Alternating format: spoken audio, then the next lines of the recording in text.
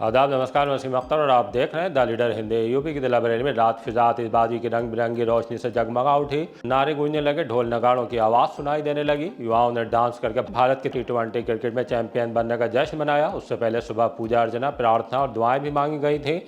इसके साथ कुछ बड़े हादसे भी हुए हैं। बैगुल और भाखड़ा के संगम में 4 किशोर डूब गए हैं।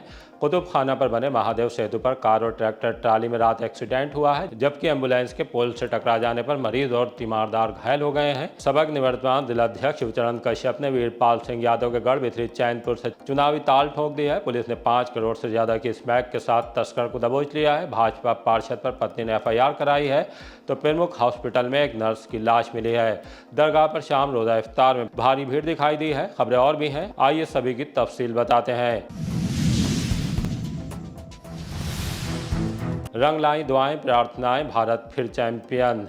दिन में यज्ञ, पूजा अर्चना, प्रार्थना करके दुआएं मांगकर भारत की जीत के लिए कामना की गई। रात में जैसे ही अहमदाबाद के नरेंद्र मोदी स्टेडियम में भारत ने न्यूजीलैंड को धूल चटाई, शहर से लेकर देहात तक आसमान रंग बिरंगी रोशनी से जगमगा उठा। जमकर आतिशबाजी छोड़ी गई और ढोल नगाड़े बजाकर डांस किया गया। फिनिक्स मॉल में जैसे ही तिलक वर्मा की गेंद पर अभिषेक शर्मा ने जैकब डफी का कैच पकड़ा, बड़े स्क्रीन पर मैच देख रहे लोग खुशी से झूम उठे, वहीं डांस शुरू कर दिया। शहर का नज़ारा भी जश्न का गवाह बना। भारत की जीत पर रात तक खुशी मनती रही। फाइनल में भारत ने न्यूजीलैंड पर बहुत बड़ी जीत हासिल की है। 96 रन से हराकर T20 वर्ल्ड चैंपियन बनने का रिकॉर्ड कायम किया है। इस जीत में एक बार फिर संजू सैमसन की शानदार भूमिका रही। 89 रन 46 गेंदों में ठोके। अभिषेक शर्मा और ईशान किशन ने अर्धशतक जमाया। गेंदबाजी के दौरान बूम बुमराह ने 4 ओवर में 4 विकेट लेकर कमाल कर दिया। महज 15 रन खर्च किए। कप्तान सूर्य कुमार यादव शून्य पर आउट हुए, लेकिन उनकी अगुवाई वाली टीम ने ट्रॉफी पर कब्जा जमा लिया। भारत की जीत पर प्रधानमंत्री नरेंद्र मोदी से लेकर सत्ता पक्ष और विपक्ष के नेताओं ने भी टीम को बधाई दी है।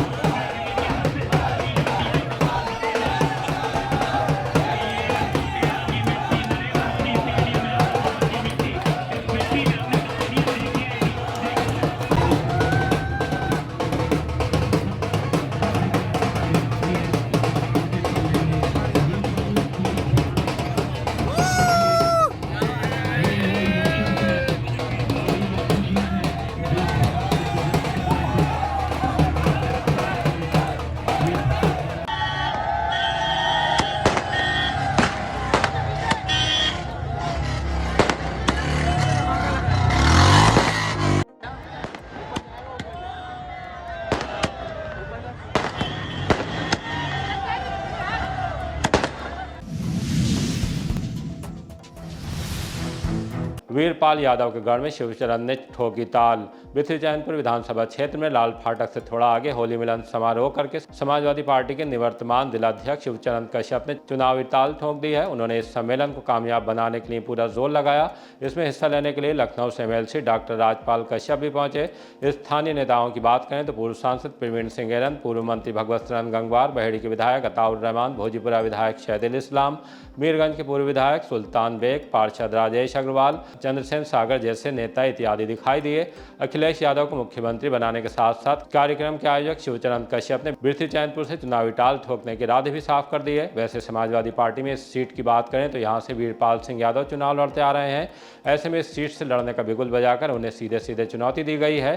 खैर, अभी चुनाव में वक्त है, टिकट किसे मिलेगा उसके लिए इंतजार करना होगा। लेकिन सपा के बड़े यादव नेताओं ने कार्यक्रम से दूरी बनाई है। वीरपाल सिंह यादव से लेकर शुभलेश यादव और दूसरे प्रमुख यादव नाम भी होली मिलन समारोह में दिखाई नहीं दिए। महानगर अध्यक्ष शमीम खान सुल्तानी वगैरह भी नहीं पहुंचे। समाजवादी पार्टी के राष्ट्रीय अध्यक्ष आदरणीय अखिलेश जी को मजबूत करने के लिए आज होली मिलन समारोह एवं प्रतिभोज का कार्यक्रम 123 बिथरी चैनपुर विधानसभा के विमल लॉन में रखा गया है। और आज होली मिलन समारोह का मकसद सिर्फ ये है कि अखिलेश जी को हम लोग कैसे मुख्यमंत्री बनाएं, कैसे पार्टी को मजबूत करें और हर बिरादरी के लोग यहाँ आए, समाज के लोग आए और मैं सभी आए हुए लोगों का बहुत स्वागत करता हूँ, धन्यवाद करता हूँ। और ये सब लोग आज समाजवादी पार्टी की सरकार बनाने के लिए संकल्प लेके जाएंगे। कुतुब खाना पर रात भीषण एक्सीडेंट से लगा जाम। कोतवाली के सामने बने महादेव सेतु पर रात एक कार और ट्रैक्टर ट्राली में आमने सामने की टक्कर से खलबली मच गई। ट्रैक्टर ट्राली से टकराने के बाद कार सड़क के बीच आ गई। इससे कुतुब खाना के ठीक ऊपर जाम लग गया। पुलिस पहुंच गई। कार और ट्रैक्टर ट्राली पर सवार लोगों को चोटें आई हैं, उन्हें जिला अस्पताल पहुंचाया गया। मौके पर मौजूद लोगों के मुताबिक कार सवार शराब के नशे में प्रतीत हो रहा था। खैर, एक्सीडेंट कैसे हुआ पुलिस जाँच कर रही है। कार को साइड से कराकर जाम भी खुलवा दिया गया है। 5 करोड़ से ज़्यादा स्मैक के साथ तस्कर गिरफ्तार। थाना सुभाष नगर पुलिस ने बड़ा गुडवर्क अंजाम दिया है। पुलिस ने रौंदी जाने वाले मार्ग पर पाकड़ के पेड़ के पास घेराबंदी करके एक संदिग्ध युवक को पकड़ लिया। तलाशी लेने पर उससे 2 किलो 645 ग्राम स्मैक पाउडर बरामद हुआ। इसकी अंतर्राष्ट्रीय बाजार में कीमत 5 करोड़ 30 लाख रुपए बताई जा रही है। पुलिस के मुताबिक पकड़े गए युवक का नाम शोभित गुप्ता पुत्र पप्पू गुप्ता निवासी ग्राम सैजनी थाना मूसा झाग बदायूं है। पुलिस को पूछताछ में शोभित गुप्ता ने बताया कि वो स्मैक अपने सगे फूफा रजनीश गुप्ता निवासी ग्राम मानिकपुर शिकारपुर बदायूं से लेकर आया था। दोनों मिलकर स्मैक तस्करी का धंधा करते हैं। स्मैक की खेप को पंजाब से आने वाली पार्टी को देना था, इसके लिए वो वहां पहुंचा लेकिन पुलिस की गिरफ्त में आ गया। पुलिस ने NDPS एक्ट के तहत मामला दर्ज कर नेटवर्क से जुड़े लोगों की तलाश शुरू कर दी है। इस बड़ी कार्रवाई में inspector Jitendra Kumar Singh, sub inspector Horam Singh, Vikas Yadav, head constable Dinesh Kumar, constable Pradeep Kumar, Kush Kumar और सौरभ चौधरी शामिल रहे। आइए आपको सुनवाते हैं कि इस मामले में SP उत्तरी मुकेश चंद्र मिश्र क्या जानकारी दे रहे हैं। आज दिनांक 8 मार्च 2026 को थाना सुभाष नगर तथा ANTF टीम ने संयुक्त रूप से कार्रवाई करते हुए एक सातिर स्मैक तस्कर को गिरफ्तार किया है, जिसका नाम शोभित पुत्र पप्पू निवासी ग्राम सैजनी थाना मूसाघाट जनपद बदायूं है।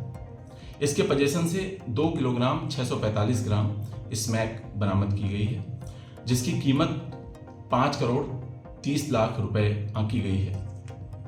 इसके विरुद्ध मुकदमा अपराध संख्या 139/26 अंतर्गत धारा 8/21/29 NDPS एक्ट पंजीकृत कर आवश्यक विधि कार्रवाई की गई है। पूछताछ के क्रम में इसने अवगत कराया है कि यह स्मैक यह अपने सगे फूफा रजनीश से लेकर आया था तथा पंजाब से आने वाले किसी व्यक्ति को इसको सप्लाई करना था। इन लोगों की तलाश जारी है और अग्रिम विधिक कार्रवाई विचलित है। दिल्ली से मरीज ला रही एम्बुलेंस पोल से टकराई। चंडीगढ़ से मरीज को डिस्चार्ज कराकर लौट रही एम्बुलेंस दिल्ली बरेली हाईवे पर रामपुर रोड स्थित भैरव मंदिर के पास अनियंत्रित होकर बिजली के पोल से जा टकराई। इससे मरीज के साथ उसके परिवार के 5 लोग भी जख्मी हो गए। तब हाईवे पर खलबली मच गई। सूचना मिलने पर पुलिस आ गई। घायलों को जिला अस्पताल भेजा गया है। यहाँ महिला रामली ने बताया कि एम्बुलेंस चालक रास्ते में एम्बुलेंस रोककर नशा करता हुआ चल रहा था। टोकने के बाद भी वो नहीं माना और एक्सीडेंट कर दिया। वो तो गनीमत रही कि एम्बुलेंस पलटी नहीं। उसमें रामली का 1.5 साल का बेटा और परिवार के दूसरे सदस्य सवार थे। सभी को गंभीर चोटें आई हैं। जिस बच्चे को चंडीगढ़ से डिस्चार्ज कराकर ला रहे थे वो भी घायल है। वो छत से गिरने के बाद दिमागी संतुलन खो बैठा था। 1 माह इलाज के बाद नॉर्मल हुआ तो रास्ते में एक्सीडेंट हो गया। एम्बुलेंस हादसे के सभी घायल केवलड़िया थाने के गांव बड़ेपुरा के रहने वाले हैं। रामनली। कहाँ रहती हो? बड़ेपुरा। एम्बुलेंस लड़ी। कहाँ पर लड़ी थी एम्बुलेंस? बताओ तो। रामपुर पोल से। कहाँ से आ रहे थे आप लोग? चंडीगढ़ से। कौन भर्ती थे चंडीगढ़ में? लड़का हमारा। क्या हो गया था बेटे को? बेटे दिमाग गिरेगा, दिमाग में चोट लग गई। एम्बुलेंस में कौन कौन लोग थे? तो हमारे 3 लड़का थे, एक गांव की लड़की और उनके बच्चे। कब का हादसा आई? सवेरे 4 बजे। किस चीज से टकराई थी एम्बुलेंस? पोल से। क्या नशे में थे ड्राइवर? ड्राइवर हाँ नशा कर रहे चिलम पे सुल्फा को नशा करो। कितने ड्राइवर थे? दो ही बता रहे लड़का, दो ड्राइवर थे। नदी के संगम में नहाने गए 4 किशोर डूबे। फतेहगंज पश्चिमी थाने का गांव पनवड़िया के पास होकर बहने वाली बैगुल भाखड़ा नदी के संगम में नहाने के लिए गए 4 किशोर डूब गए। इससे खलबली मच गई। ग्रामीण बचाने के लिए मदद को दौड़ पड़े। डूबने वाले 2 किशोर दीपक और विपिन के बारे में जानकारी मिली है कि रायपुरा जागीर निवासी सुरेश के बेटे हैं। तीसरे लड़के का नाम बाबी पुत्र सुरेश और चौथा प्रवीण पुत्र नन्हेलाल है। ग्रामीणों ने तत्परता दिखाते हुए दीपक, विपिन और बॉबी को तो बचा लिया, लेकिन प्रवीण को नहीं खोज पाए हैं। सूचना मिलने के बाद थाने से पुलिस और उसके बाद एसडीएम मीरगंज भी टीम के साथ पहुंच गए। चौथे किशोर को तलाशने के लिए गोताखोर की टीम बुला ली गई है। वो भी प्रवीण को खोज नहीं पाए हैं। उसे देखते हुए एसडीएम ने एसडीआरएफ टीम को बुलाने के लिए मैसेज कर दिया है। आज जो है गांव पनवड़िया विकासखंड व थाना फतेहगंज पश्चिमी तहसील मीरगंज अंतर्गत किच्छा नदी है। किच्छा नदी के किनारे प्रवीण पुत्र नन्हेलाल उम्र 12 वर्ष और इसके 3 साथी और नहाने आए थे दोपहर में। और नहाने के दौरान जो है एक बालक जो है प्रवीण डूब गया है, जिसकी तलाश जारी है और बाकी 3 बच्चे जो है स्वस्थ हैं, शेष हैं, यहाँ पे उपस्थित हैं। बड़े प्राइवेट हॉस्पिटल में मिली नर्स की लाश। पीलीभीत बाईपास के एक बड़े हॉस्पिटल में नर्स की संदिग्ध परिस्थितियों में मौत हो गई। वह हॉस्पिटल में ही बने नर्स आवास में रहती थी। उसे बेहोशी की हालत में देखने के बाद इलाज की कोशिश शुरू की गई, लेकिन सांसें थम चुकी थीं। तब बारादरी पुलिस को फ़ोन किया गया। पुलिस ने नर्स को लेकर तहकीकात की। उसके बारे में जानकारी मिली है। उसका नाम प्रियंका 30 साल था और शाहजहांपुर में निगोई थाने का गाँव कुंवरपुर बंजरिया निवासी सुनील कुमार की पत्नी थी। काफ़ी समय से अस्पताल में बतौर नर्स सेवाएं अंजाम दे रही थीं। हॉस्पिटल में उनकी रात की ड्यूटी थी। रात में उनकी पति से लंबी चैट की जानकारी सामने आई है। किसी बात को लेकर पति से मनमुटाव चल रहा था। पति के रात में उसका नंबर ब्लॉक कर देने के बाद संभवतया उसकी मौत हो गई है। सूचना मिलने के बाद प्रियंका का पति और उसके घर वाले भी आ गए हैं। पुलिस ने मौत की वजह जानने के लिए शव को पोस्टमार्टम के लिए भेज दिया है। शिक्षक पत्नी ने भाजपा पार्षद पर कराई एफआईआर। इज्जतनगर थाने की पुलिस ने नगर निगम में नगरीय परीक्षित के भाजपा पार्षद महेश राजपूत पर मुकदमा दर्ज कर लिया है। ये मुकदमा उनकी शिक्षक पत्नी पार्वती देवी ने दर्ज कराया है, जो थाना शाही के गांव दुनका की रहने वाली हैं और बेसिक शिक्षा में सहायक अध्यापक हैं। उनका कहना है कि 26 जून 2023 को शादी के बाद से ही उन्हें दहेज के लिए प्रताड़ित किया जा रहा था। पति का व्यवहार ठीक नहीं है। छोटी छोटी बातों पर उन्हें प्रताड़ित किया जाता है। 5 मार्च को तबीयत खराब थी। इस दौरान भी पति ने उन्हें पीटा। मारपीट की ये घटना सीसीटीवी में रिकॉर्ड हुई है। पुलिस ने मुकदमा लिखने के बाद पार्वती का मेडिकल परीक्षण भी कराया है। इज्जतनगर पुलिस ने मामले की जांच शुरू कर दी है। दरगाह आला हज़रत पर इफ्तार में उमड़ी भीड़।